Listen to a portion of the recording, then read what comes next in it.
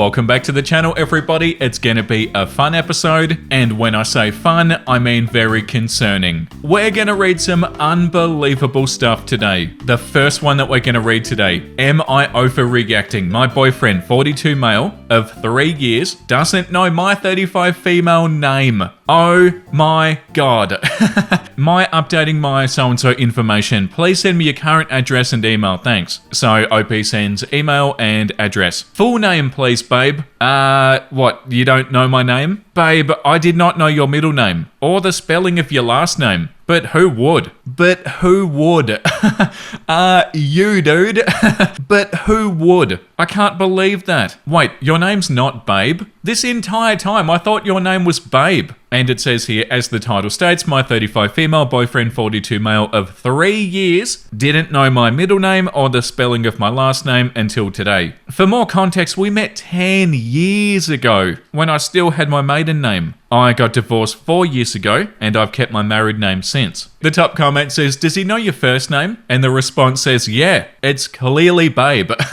Yeah, Babe, what's going on? Your name's not Babe. Babe, I did not know your middle name or the spelling of your last name. But who would? That's the bit that really gets me, the but who would? But who would know your last name? Like, what do you mean, dude? Who would? You.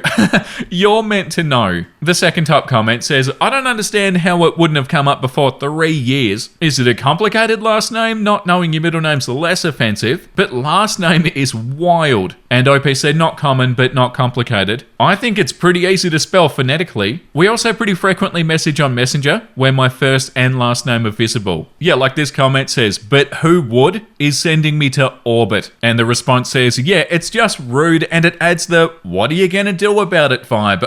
Yeah, 100%. Like, yeah, I don't know your last name, but who would? Such an attitude of like, oh, who cares? That is so bad. If he doesn't know OP's middle name and last name, there's no way that he knows OP's birthday and stuff like that. Surely. This comment says, my ex, we were married for 12 years, spelt my name wrong on the divorce paperwork. Yeah, that's sad. Yeah, definitely a not overreacting consensus. OP didn't really have much of a reaction, but yeah, definitely not overreacting for being upset about this. That is wild. Yeah, I don't know how to spell your last name, but who would? You, dude. You are meant to know. Story number 2 says, am I overreacting for thinking that my boyfriend is looking for an excuse to break up? And it says here, 31 female with 33 male, dating for about a year. He asked me a while ago for items that I might want as a gift, so I sent him the wish list that I use that has probably 15 to 20 perfumes. He was sweet and he got me 3 bottles, but they were from Dossier and not the real product. I hope I'm pronouncing that right. I think it's very sweet, but I want him to save his time in the future because I don't want dupe products, I want the real ones. But he took it the wrong way, and it gives the impression that he's looking for a way out anyway. There are plenty of other things on my list that are cheaper, not brand names, serve a functional purpose, etc. I think his big overreaction is just him looking for a way out, more than anything, but I wasn't going to egg him on in text. Our relationship has been completely fine and normal. I am the higher earner than him, which he said doesn't bug him, but maybe it does. I don't know. Thoughts? Okay, so there are some text messages. So I wanted to talk to you about the gifts if you have a minute. Sure, what's up? It was really sweet of you to get me the perfume, but in the future, please don't get me dupes from like Dossier or Oakcha. I know it seems like it's a bargain, but when I say I want a perfume, I want the actual perfume, not a knockoff. Is it because you want the label? Not exactly. It's more like that the dupes are inferior products with less longevity. They don't always smell the same, and yeah, the packaging too. It was so much cheaper to just get the Dossier ones. Does it really matter? It matters to me because they're luxury items that I'm saving up to get or reward myself with. So if you don't want to get me the real stuff, it's okay. You can always get me other stuff. I don't know, this is rubbing me the wrong way. It seems kind of superficial and bratty to throw a temper tantrum over not getting the brand name item because somebody wanted to give you all the ones that you wanted. I even read reviews to see what other people thought, and they all seemed okay about it. So maybe this is how I find out that you're a lot more superficial than I thought. Whoa, I'm not throwing a temper tantrum at all. I said thank you and just asked for future instances that you skip the perfume. I'm not mad or anything. You kind are, to be honest. When I say I want a perfume, I want the actual perfume and not knockoff. That's toddler level temper tantrum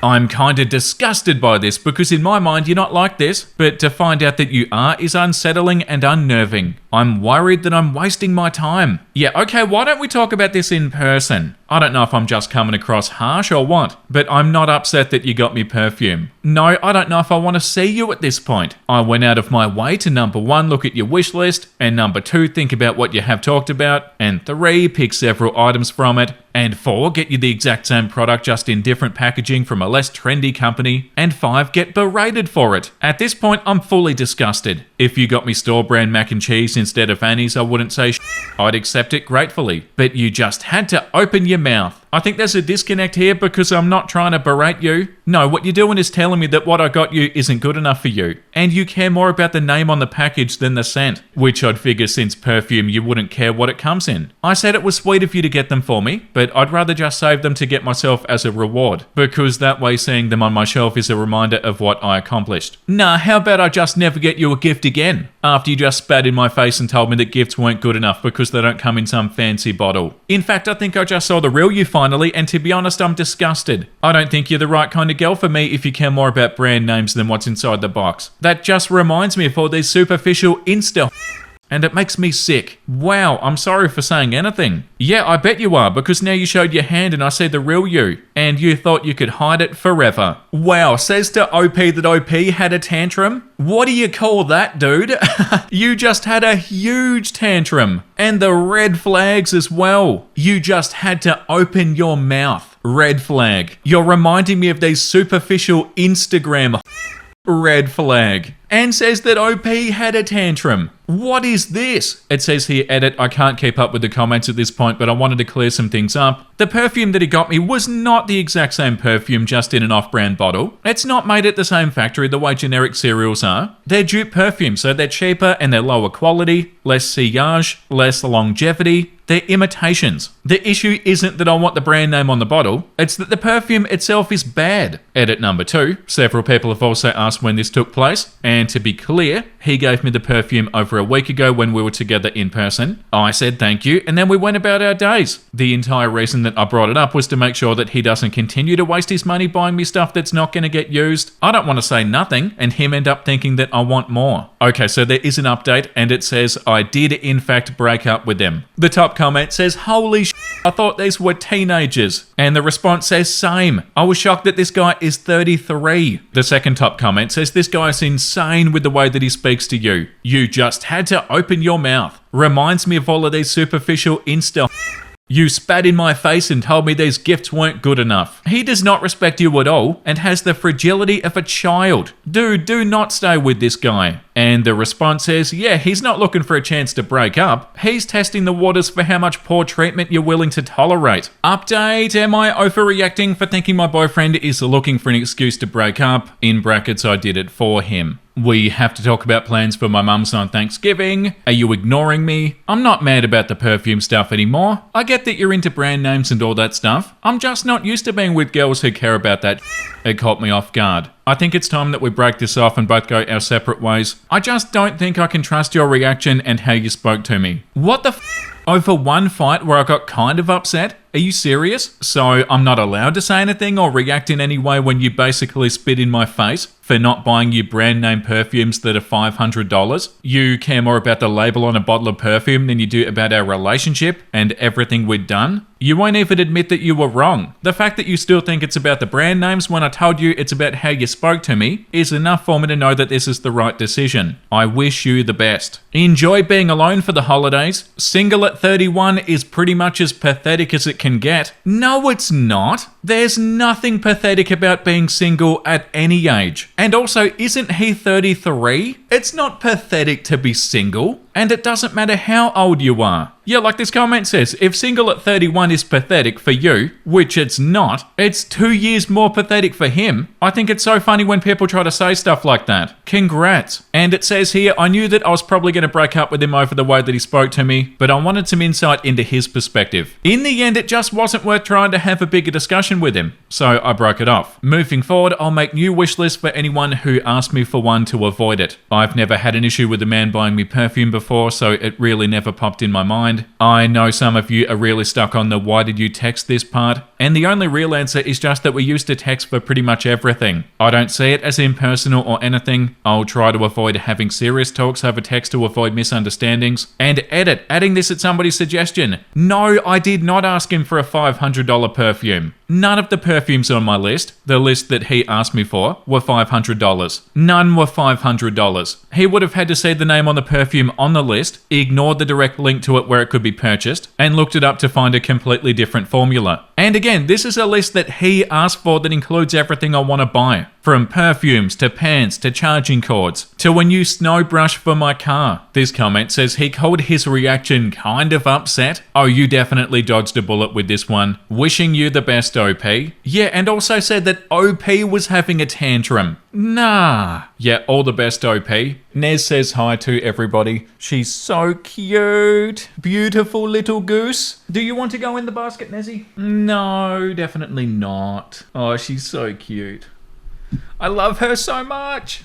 Okay, the next one says, am I overreacting being outraged by this? My mum passed away and my aunt has taken over the funeral arrangements. I had assumed that my mum had life insurance, but as I've been low contact with my family, it's very possible that I'm mistaken. But if she didn't, I understand that we all need to pitch in. Bear in mind, I've just had a surgery a couple of weeks ago that was over $5,000 out of pocket. I'm also the only one that had to fly in. Everybody else is within driving distance. I'm just kind of mad that she's so presumptuously suggesting that I put it on a credit card. So am I overreacting? And it says, hi, just checking in. I hope you're doing well. How would you like to forward your share of the cost for everything to me? Your share is $500. I've already made arrangements with everybody else. Didn't hear anything from you. Safe travels tomorrow with some plane emojis. Between surgery and travel, I may need to do installments. I kind of expected her to have life insurance for these expenses. That would be fine. Thanks. Hi again. You can also put your share, $500 of the bill tomorrow on your credit card and then pay it off as you wish. That's what so-and-so's going to be doing. See you tomorrow. I do not have available credit. Yeah, what? The top comment says request a breakdown of costs and ask who's executing the will. Yeah, and the second top comment says, has she given you a breakdown of costs? That's an awfully round number as a split. I ask that because when somebody takes over after someone dies, well, there's a lot of underhanded stuff that goes on. Believe me, I know. My family screwed me out of a lot when my parents died. The comment under that one says, have you seen the cost that you're paying for? Can you please send me copies of the total for XYZ and what XYZ cost? I'm strapped, but I want to help as much as possible. Once I see XYZ, I'll see what I can do and get back to you. Thank you so much. Yeah, for sure. Yeah, definitely a not overreacting consensus. And sorry for your loss, OP. The next one that we're going to read. Am I the a-hole for giving my son's girlfriend a budget for the dinners that she's making? My son, 23 male, graduated university back in June, and he moved back across the country to live with us since he found a job in the area. He's been in a long-distance relationship with his girlfriend Carmela, 21 female, until October. She initially took a semester off from college and was living with her mum. However, she's decided that she's not going back. Her mum said that she would have to move out and that she had nowhere to go. My son is moving into his own place in January and had invited her to move in already, saying that she could get a job in the area. However, she needed to move out sooner, and they both asked me if she could move in. I agree. Neither are paying rent, as I personally don't believe in charging my kids to live here, so it felt wrong to charge Carmela any. I just asked that they clean up after themselves and be respectful of everybody. They agreed. Carmela moved in after Halloween and she's been a joy to have here. She's still looking for a job. Most nights she's offered to cook dinner to give back to us. I've always told her it's not necessary, but she insists. She's a good cook, so I tell her if she wants to, have at it. A week into living here, she mentioned wanting to make a certain dish, but we didn't have the ingredients. I offered to give her my card so that she could buy groceries. Since then, it's become a regular thing. I didn't mind initially. She picked up my groceries as well, and it seemed to be a good deal all around. But then a couple of weeks in, she started wanting to make multiple trips a week and buy things that I normally wouldn't budget for on a regular basis, such as steak and seafood. I asked her on Sunday when she went to the store to please not get everything she needed in one trip. She said, okay. I thought that solved the problem. Cut to Monday night and we finished dinner. She and my son are talking while I'm doing the dishes. Carmela mentions wanting to make steak on Thursday. My son says that sounds good. Carmela says that she'll have to go back to the store. My son turns to me and says, Mum, give her the card. I tell them no. I say I already gave her money to go shopping on Sunday. and I told her to get everything she needed. I also said we can't swing everyone having steaks this week. 6 people in the house. But maybe I can make them for Christmas dinner. You're not the a-hole, OP. You're being very reasonable. I then go on to say if Carmela wants to keep cooking for us, which I appreciate, I'm gonna have to put her on a budget. I apologize for not doing it sooner. Carmela looks upset and my son seems offended. Why? Because they can't go and spend all of your money on expensive food? Come on. You're not doing anything unreasonable, OP.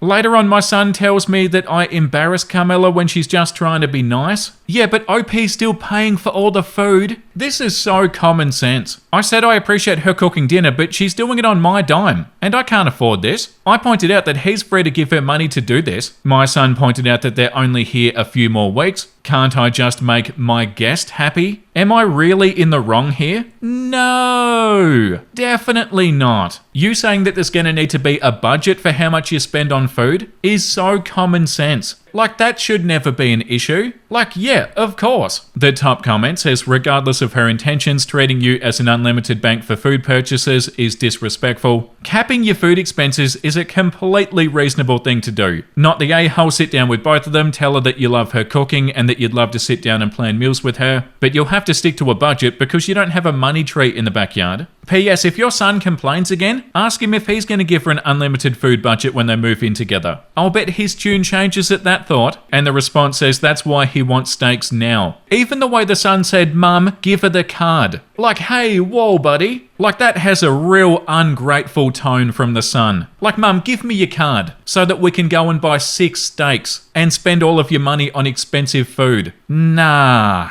This comment says not the a-hole, but neither's Carmela. Your son is. He has a job and doesn't pay rent. Yeah, fine, but why is he not funding the ingredients? Give her the card also rubs me the wrong way. Yeah, same. He's already getting a pretty good deal. You're not an ATM. Yeah, that annoyed me too. "Mum, give her the card." Whoa, dude. Like, you're demanding your mum's card to go and buy steaks? Didn't even say please. "Mum, give her the card." Come on. The response says, I think the girlfriend is also kinda in a-hole territory. Swiping her boyfriend's mum's card without considering the cost of what she's buying. Maybe she thought mum was rich, but that's also not a good assumption to run with. The comment under that says, I'm worried about Miss Carmela. She quit school to go live with a guy. Now she has an unfinished degree and no job. Her budgeting skills seem a bit shaky. It's very nice that she's offered to cook, but the fact that she thought it was okay to buy expensive ingredients without asking is pretty odd. And add to this brewing mess the son's mindset that this is all okay. I see trouble ahead. This comment says, my son turns to me and says, "Mum, give her the card." Haha, seriously? My son pointed out that they're only here a few more weeks. Can't I just make my guest happy? I would laugh at him directly, actually, not the a-hole. Yeah, the son's attitude pisses me off in this. Yeah, not the a-hole to you, OP. "Mum, give her the card." God, that annoys me. And yeah, then for him to say that OP embarrassed Carmela, and that they're only there for a few more weeks, can't OP just make their guest happy? Your son and his girlfriend are living there with you for free. And yeah, Carmela's cooking, which is awesome, but they're spending all of your money on expensive groceries. I'm pretty sure your son can buy the ingredients. Can't you just make your guest happy? You two are living there for free, acting like OP owes them. Come on. So entitled. Yeah, not the a-hole to you, OP, of course. You haven't done anything that's not completely reasonable. And yeah, very much a not the a-hole consensus in the comments. The next one says, am I the a-hole for not giving individual Christmas gifts to my sister's kids? To start off, my sister and I are not close. Nothing happened. I don't think she's a terrible person. We're just two very, very different people and live very separate lives. We text each other on birthdays and we call each other once around the holidays, and that's it. We live thousands of miles away from each other, and it's been about 8 years since I've seen her and her family in person. I don't have kids, while my sister has always dreamed of a huge family, and she got her wish. Between her and her husband, they've got 9 kids between the ages of 2 and 16. After my sister and her husband got married and the head count reached over 4, I decided to just start getting something for all the kids to share on Christmas. Yeah, that makes a lot of sense. Some years it's been something for all of them to do, some years it's been something like a gaming system. I figured that it was probably nicer to get one expensive gift that they probably wouldn't have gotten, rather than 9 cheaper ones. My sister's never said anything about it, although I don't know how she really feels about this. A week back I got a surprise call from my sister. She said money was super tight this year and was wondering if I could get all the kids something that they can unwrap individually instead of one big thing. I asked her to send me their Christmas list to see what that would be like. Most of the kids asked for really expensive electronic items, totally well over $100 a kid. If I got everything something from their list, that'd come to well over $1,000. I haven't even met some of the kids, and I'm not even a part of a religion that celebrates Christmas, so I thought that was a ton of cash to drop. Yeah. I called my sister back and I said, hey, I appreciate that money's tight, because hello, it is. She's racing the next lineup for Braves. Not that I said that, but I said that I'm just not in a position myself to spend over $1,000 on Christmas gifts. My sister got upset and said that she just wanted to give the kids all something to open. I said I understood, but unless she was willing to let me know some cheaper options, I wasn't able to spend that much. Yeah, of course. We went back and forth for a while before she snapped and called me a jerk and hung up. She called you a jerk because of this? We haven't spoken since. I appreciate the position that she's in, but I can't justify spending that much on Christmas presents. Am I the a-hole? No, that's ridiculous. The top comment says, not the a-hole, the cynic in me thinks if you buy those gifts, the labels on them are coming off and they're getting replaced with love from mum and dad. Do a combined gift, or get them something like PJs or a book and a hot chocolate each, or an Amazon voucher each, at a value that's affordable. Or just nothing. The level of entitlement from your sister is gross, yeah. She's using you as a gift ATM. The fact that you've never got a thanks or a photo of the kids playing with your gifts tells you all you need to know. And yeah, also they talk to each other like once or twice a year by the sounds of it. They're not even a little bit close. But the sister feels entitled to like $1,000 or more in presents. Wow. The second top comment says she chose to have 9 kids. She should not expect somebody else to carry the load at Christmas. Even a $20 gift for each child's going to be $200 or so. Yeah, like Christmas for 9 kids would be unbelievable. But it's not OP's responsibility. This comment says, not the a-hole, it's not up to her to dictate what gift you give and what value. Yeah, maybe you should send her a box of condoms. 100%. And OP did say that they don't celebrate Christmas, is that right? Yeah, they said in a comment, with inflation and the economy these last few years, my husband and I have really pumped the brakes on frivolous spending. We live in a high cost of living area and we both have good jobs, but they're both industries that can be impacted by current administration changes. $1,000 is probably more than my husband have spent on each other in gifts in the last 5 years. Add on to the fact that I don't really even know most of these kids, and I really just don't celebrate or believe in Christmas. I can't say I'm overly willing either. Yeah, like you don't even know some of these kids. And yeah, you don't really celebrate Christmas, but imagine if you did, and you were buying a whole bunch of presents for a whole bunch of other people, and on top of that, this is what your sister expects. Unbelievable. And the sister getting upset and calling OP a jerk because they weren't getting what they wanted? Wow. This comment says, not the a-hole, having 9 kids and complaining money's tight and expecting a single person to pick up the slack is not it. I wouldn't buy anything after how she behaved. And this comment says, not the a-hole, asking for help is one thing. Requiring you to spend $100 per kid for 9 kids is outrageous. Yeah, and it was like a minimum of $100 per kid. Millions of kids would kill to open any gift on Christmas morning. And this one says, if she wants separate gifts, she'll probably put her name on them and say that she gave them gifts and you forgot. Yeah, very much a not the a-hole consensus. Moving on. Am I the a-hole for refusing to take in my in-laws? I, 37 female, have been married to my husband, 38, for 10 years. We have 2 children. He has 2 brothers, Henry, 40, who's married with 2 children, and Frank, 43, who's also married with 2 children. Their parents now need to move in with one of their sons because they can no longer live alone. One of his brothers called for a family meeting with all their siblings and their wives. Henry and Frank suggested that their parents should live with my husband and I, since I have the most experience. We own the biggest house with an in-law apartment.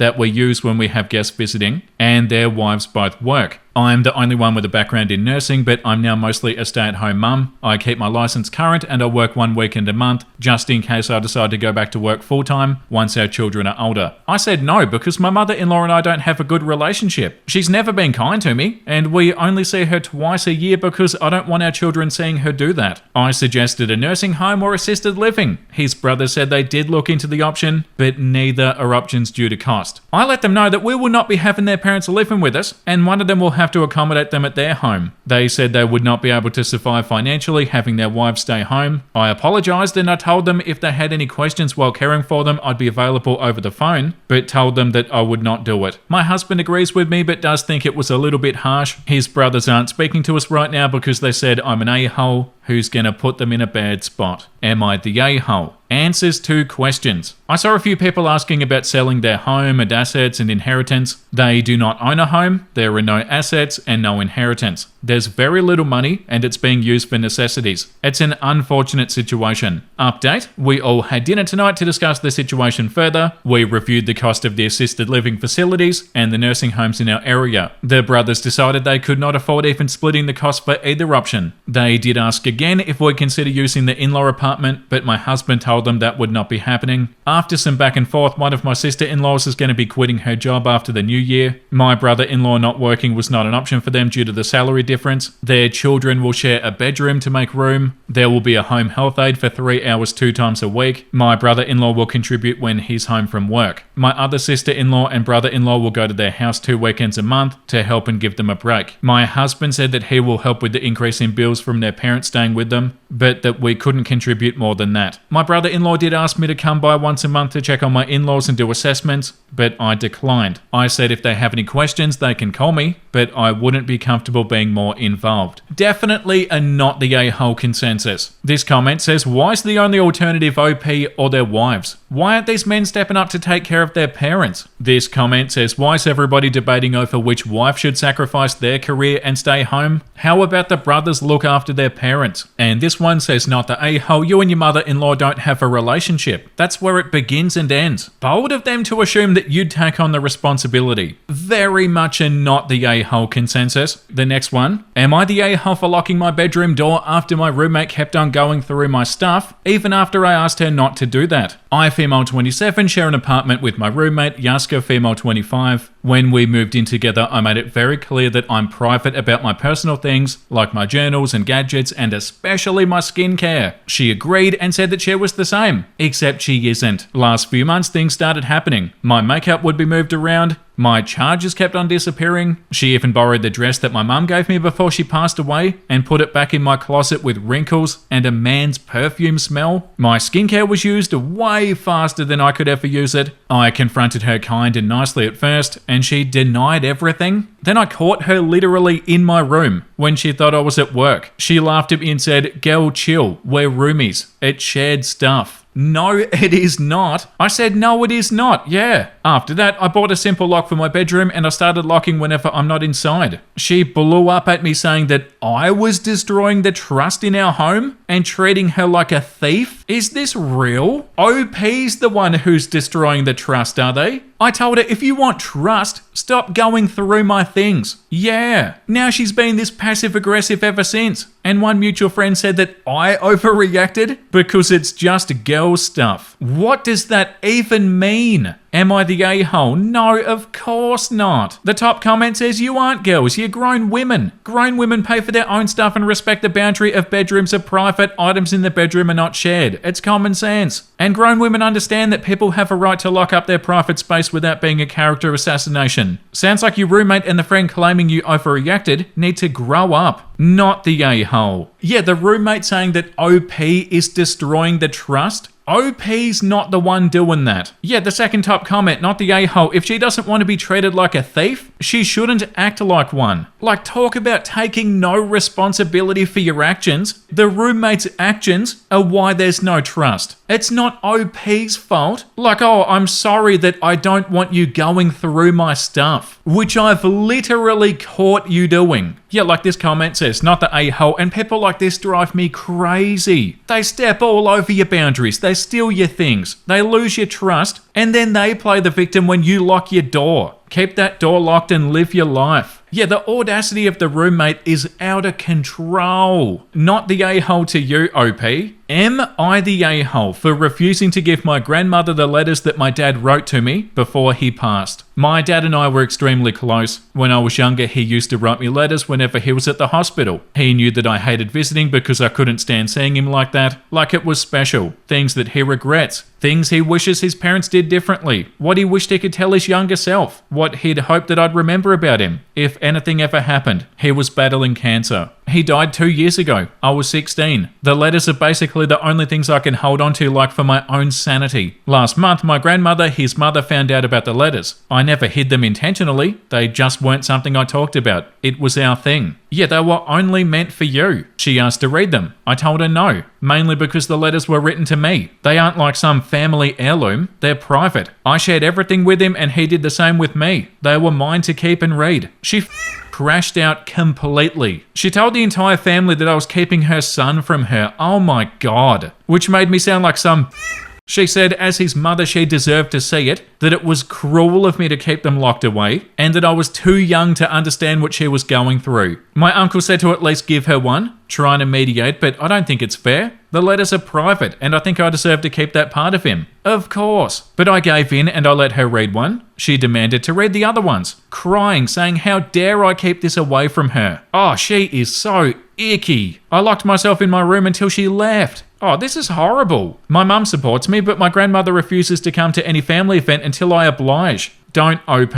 I refuse to, but everybody else backs her up saying she's old, let her be. Am I the a-hole? No, of course not. And how horrible, you're grieving the loss of your dad. Your dad would write you these letters when he was in hospital. They are only for you. And this is how your grandma's acting? Unbelievable. The top comment says, not the a-hole, those letters were meant for you and no one else. If you decided that she could read them, that would be one thing. But for her to think that she has some right to read private letters from your father to you, she has a lot of nerve. The only thing I will say is that she's probably struggling with emotion, but that gives her zero right to claim that you're keeping her son from her. Yeah, and also think about what OP's going through. Yeah, the grandma's struggling with emotion and grieving, but so is OP. The second top comment says, not the a-hole, your private correspondence with your father should remain private. It was not meant for any other person's consumption. Jane Austen's sister burnt most of the author's private letters after her death. That's how much personal privacy matters. Keep your letters for yourself and keep them safe. Under lock and key would be my vote. Also, look into getting them scanned and digitized so you always have a copy somewhere in case the originals get hurt. Definitely. I'm so sorry for your loss. Ignore grandma and anyone who sides with her. Yeah. She's acting like she's the only one who's grieving. A response says this, while grandma is grieving too, she absolutely has no right to your private correspondence. Sounds like she manipulates people by throwing tantrums and then ignoring you. I've got a family member like that too. Gotta tell you, I'm never happier than when she's giving me the silent treatment. Sorry for the loss of your father, not the a-hole. Yeah, the grandma's acting like OP didn't lose their dad. So sorry for your loss, OP, and you are so not the a-hole. Time to read something wholesome. My mother sent me photos of her cats taking turns in this tiny basket, and frankly, I care about nothing else today. That is so beautiful, and the cats are so cute. The fluffy little babies. The one on the left has a little white spot here, and the one on the right is like a little lion. So adorable. Thank you for watching today's episode, everybody. I hope you had a great time today. As always, subscribe if you want to. And the comment of the day goes to Kagami. According to my YouTube Rewind, I'm a 0.1% watcher. I've apparently seen over 320 videos from you this year, which of course makes you my #1 YouTube channel for the year. Thank you and your cats for all the content and fun. Oh, that is so awesome. Wow, that's so amazing. Thank you so much for the support. That's incredible. I appreciate that so much. I'm your #1 YouTube channel for the year? That's amazing. Thank you so much. I'll keep making more episodes, and I'll see you guys very soon. Make sure you look after yourself and make sure you have a beautiful, amazing rest of your day, and I'll see you in the next episode. Bye!